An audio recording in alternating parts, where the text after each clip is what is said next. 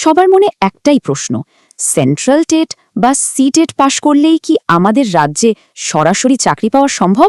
সোজা উত্তর হলো একদমই না। বর্তমানে সরাসরি কোনো মান্যতাই নেই। কিন্তু এর পেছনের আসল কারণটা কি?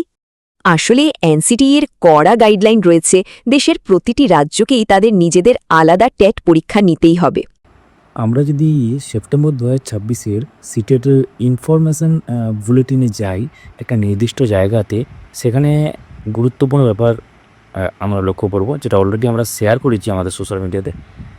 তো এখানে 10 নম্বরে যদি আমরা যাই পয়েন্ট, তো এখানে 3 নম্বর পয়েন্টে দেখতে পাবেন কি আছে, school own and managed by the state government local bodies and aided schools shall consider the TET conducted by the state government. However, a state government can also consider the CTET if it decides not to conduct the state TET. অর্থাৎ রাজ্যের যে TET সেটা যদি না conduct হয় বা government যদি সিদ্ধান্ত নেয় যে আমরা রাজ্যের টেট নেব না, টেট পরীক্ষা হবে না, তাহলে কিন্তু সিটেট এখানে অ্যাপ্লিকেবল হবে। কিন্তু একটা কথা কিন্তু মাথায় রাখবেন, গভর্নমেন্ট চাইলে কিন্তু যে কোনো দিন ওয়েস্ট বেঙ্গলে হয়তো অ্যাপ্লাই করতে পারে বা এক্ষেত্রে ভ্যালিড করতে পারে। মজার ব্যাপার হলো, এনসিটিই রাজ্যগুলোকে সিটিইটি মানার অপশন দিলেও পশ্চিমবঙ্গ সরকার কিন্তু সেই পথে হাঁটেনি। তাই রাজ্যের প্রাথমিক বা উচ্চ প্রাথমিক স্কুলে পড়ানোর স্বপ্ন থাকলে রাজ্যের নিজস্ব ডাব্লিউবি টেট পাশ করাটাই একমাত্র রাস্তা। সরকারি কোনো অফিসিয়াল গ্যাজেট বা বিজ্ঞপ্তি না বেরোনো পর্যন্ত শুধু সিটিইটি দিয়ে রাজ্যের পর্ষদে চাকরি পাওয়া একেবারেই অসম্ভব।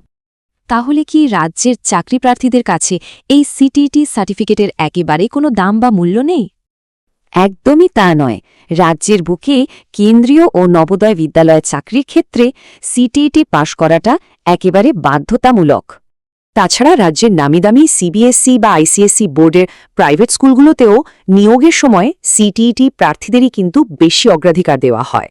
আশপাশের রাজ্যে আদালতের রায়ে মান্যতা মিললেও পশ্চিমবঙ্গে শুধুমাত্র সরকারি লিখিত নির্দেশিকার ওপরই ভরসা রাখতে হবে আপনাদের।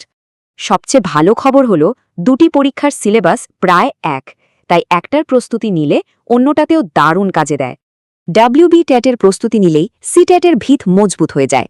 এখন ভাবুন তো, আপনাদের পরবর্তী মূল টার্গেট কোনটা হওয়া উচিত?